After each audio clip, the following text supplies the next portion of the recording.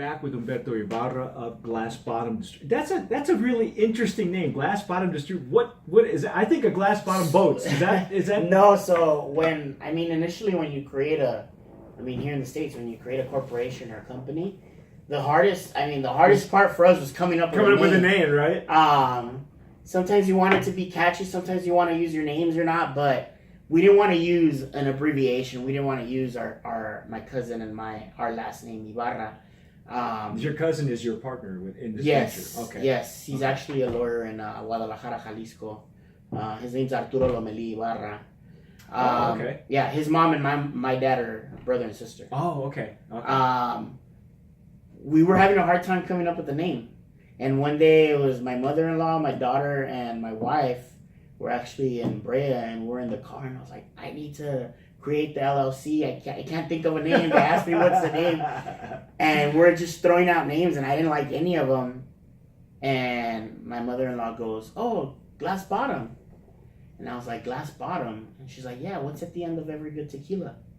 A glass bottom. Oh. And I was just like, wow. Wow, what a great story. Oh my gosh. So, it was funny. I mean, at first it was a bit of a headache because it was Glass Bottom Distributors. And I would get phone calls. Do you guys sell boats? Are you guys a boat company, or do you guys sell shower doors, glass shower doors? I'm like, no, we don't. I like to buy 14 bottles of glass. Yeah, no, I know. So I left it at Glass Bottom, and then we added spirits to it, Glass Bottom Spirits. Now we recently got our beer, wine, and we have our spirits license, so it's Glass Bottom. Oh, good deal. Beer, wine, and spirits. And then eventually venture off to bring Mexican wines, craft beers. We're actually bringing a craft beer from Mexico, from Guadalajara, Jalisco. How did you get into the business? So you were telling me off camera you have your background's in marketing. Marketing. Okay. Never actually used it. I worked for a cell phone company, T-Mobile, for almost 10 years, close to 11. And then my cousin and I kind of joked around with the idea because he represented a couple brands in Guadalajara, Jalisco. Mm-hmm. In 2007, we kind of joked around with the idea. It wasn't until 2012, 2013 when he told me that our flagship brand that actually started it all, that's on the background, Senda Real, mm-hmm. He really wanted to come into the States. Okay. And he's like, what do you think? So I started doing my research, started doing my homework, and I said, yeah, let's do it. And in 2013, we created our LLC, March 27th. 2013, I don't forget the date. Cool. And then we didn't start. Our first sale was May 2014. But our first full year is this year. Wow. Well, you moved to new digs. This is a new office. This is a new facility. Something a little bigger, about 2-3 times bigger than what we had before. We're running out of space, like I was telling you guys when you. Wow, there's a big league problem. No, we were playing Tetris. So yeah, moving pallets, Jenga. Pallets. You're playing Jenga. Like, I'm done, dude. We gotta move to a bigger warehouse. Like we're running out of space. Now we're here, and I mean it's our first third full year. I mean we didn't know the industry too much. Like I was telling you off camera, it's a big industry, but at the same time, it's a small. We all know world. each other. Yeah. Everybody knows each other. I mean, you run into each other in the streets when you're visiting. Restaurants, when you're visiting retail stores. Everybody's a customer of everybody, you know. Exactly. So, I mean, I try to keep it cool with everybody. You have to. Yeah. You don't want to burn any bridges, but like I was telling you off camera, like, I mean, when we found what we wanted to do is we wanted to give an opportunity to small brands to come into the market and help build brands. So how do you... This is an interesting concept because you see that a lot on material for marketing companies and or distributors. You know, even the big dogs say, you know, that we build brands. What does that mean to you? What do you in your head? What do you do as Glass Bottom to build a brand and build awareness? I mean, taking it from nothing to something is getting the right placement, teaming up with the right on-premise and off-premise accounts. Off-premise to getting that shelf space, whether it's a chain account or a small mom-and-pop shop like Ramirez Liquors. The one right here in the parking lot. Well, they're not that small anymore. They're a lot bigger now. Yeah. But they started that way. They started that way. Yeah. But getting the right placement for the brand where you could put it in front of the consumer, and then teaming up with the right restaurants to where they could start serving it on the cocktail, placing it on the menu, and have the consumer an opportunity to come in and actually taste the product. But I think the biggest thing that we look for now when it's a brand that sends us an email and that they're looking to come into the market, I'm not just looking to buy something and then make my cut, because at the end of the day, California, or just the United States in general, it's a saturated market. Yep. There's over, with the CRT, how many brands are registered? Like 2,300? I don't know, but the last count that we saw in the NOM list, like 1,300 brands, and they're made by maybe 150 distilleries. Exactly, and I guarantee you 90% of the brands are here in the States. Really, the only brands that are over there are the big dogs, like Cuervo, Herradura, and all those big name brands. But what we look for is a brand that wants to come into the market and comes with a plan. If you don't have a plan, that's fine, but what we always ask for our brands is you need to come and see the market. Because it's one thing for me to tell you this is what it's like, but once you come in and you see what it's really like, then you understand why we ask for what we ask for. Do you see a big disparity in the views from the brand owner coming across the border, and the idea that they have that it's a yellow brick road, that they're gonna sell containers? Yeah, they're gonna sell containers, a bunch of stuff. Do you get that often? You do, and I mean, they're married to their brand, they believe in their brand, and I mean, you should, but my part's to kind of steer them to see reality. Right. It's, you have a great quality product, but nobody knows about it. So what are you gonna do for people to know about it? I mean, the reason I asked for a marketing budget for the brand, and I asked for the brand to be involved is because, I mean, I have over 465 accounts, right? Wow. And a lot of the times the brands are like, well, you could just put us in your accounts. But it's not that easy. I mean, it costs money to get there. And at the same time, I personally don't want to sell something that's just going to sit on the shelf and collect dust, because a lot of the times, unfortunately, that's what happens. If you're not spending any money for people to know that you're here, it's just going to sit on the shelves and collect dust. So that means promotional tastings, outside events, things like this, that goes a long way with, like, you guys, Tequila Aficionado. Like, you spend a couple extra bucks, but it goes a long way, because nowadays with social media, you're in thousands and millions, a bunch of people see. Yeah, and what we like doing here is literally, thank you for letting us be in your offices. For sure. Because I know you're busy. You're everywhere too. I've watched this guy's social media.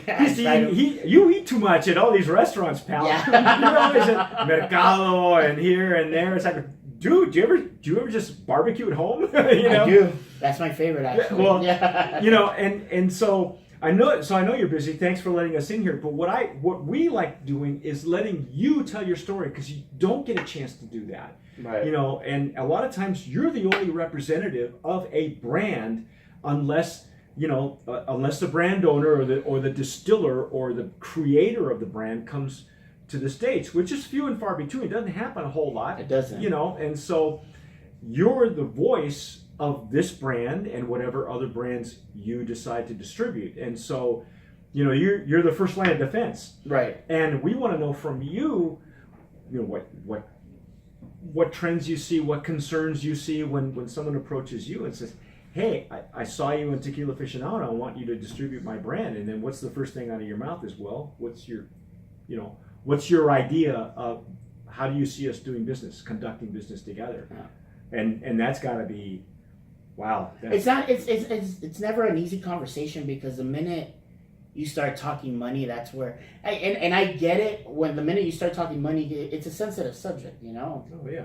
But the minute you convert from pesos to dollars, like, it's scary for them. It gets real. Exactly, it gets real, because now you're going from spending pesos to spending dollars. And we know that the reality of it's more profitable for them to to try and come into the States, because I don't know if you know, I mean, for every bottle you sell in Mexico, like 69% of it goes to taxes. Oh yeah. And the difference is theirs. Mm-hmm. So, I mean, yeah, well, the obviously, you know, the highest consumer of tequila is the United States. It's the United States, and then Mexico, and then everywhere else. But you know, and then you know, there's a big brand that sells for $1 billion, and everybody thinks that can happen to them. You know, and that's not the case either. Those are so few and far between. Right now that you say that, it's funny because everybody. Like the whole thing with Casamigos. We'll talk about Casamigos. I mean, oh, those guys. Yeah, I mean, they did a couple of things right. I mean, to me, yeah, George and Randy. Exactly. That's it. But they kept it simple with the bottle, the label, simple. Yeah, it's signed by both of them. And it was targeted to who? The millennials. Exactly. Yeah. And NonStop Marketing. 5 years later, sold for $1.3 billion. But you know, that's a great point though, and I hate to speak from behind the camera, but that's a great point though. Non-stop marketing. We see too many brands who think, oh yeah, we can get somebody to just set up our social media and then we'll do it whenever we feel like it. It doesn't work. It's fits and starts when you do that, and then you have to start all over again and again and again. The non-stop marketing, and I think that's the one thing that they did right in 5 years. Everywhere. Well, I remember. I don't even want to bring this up, but you know, my background is also marketing, but it's a little bit different, more consumer forward. My old boss, before he passed away, used to tell me stories about marketing, and he said, you know, it's always a measure of three. When our customers in the company I was working for was a remodeling company, our customers see us in three different ways. They'll always say, well, I saw your truck on the road, I saw a billboard, and I watched you at a home show. So to gain market share or shelf share, you have to gain share of mind, and that's where social media comes in, because it's always a measure of three. If you watch those guys were either promoting at the Oscars, they had posters out, they were doing tastings, they were doing bottle signings, and somebody, if you ask them, well, how do you know about Casamigos, or how do you know about Patron? It's always a measure of three. Doesn't matter what it is, but they're everywhere. So you know, people only remember the last three. I saw their truck on their distributor. I saw a huge billboard, and I walked into the liquor store and it was on the shelf. Yeah. Or I saw bottle service in Vegas or whatever. And it's the thing. It's the thing that baffles me, because I mean, obviously, the type of marketing they did, you're talking about millions of dollars, which is fine. They have it. There's nothing wrong with that. But for the smaller brands that don't have that type of budget, you don't have to spend millions of dollars. You don't. You don't. Not even hundreds of thousands of dollars. Exactly. Right? And the other thing that drives me crazy is when you come up to me and you're offering me a brand, and you're not even on social media. And it's like, you don't understand. Like, I don't care if you're selling tops or screws or bolts.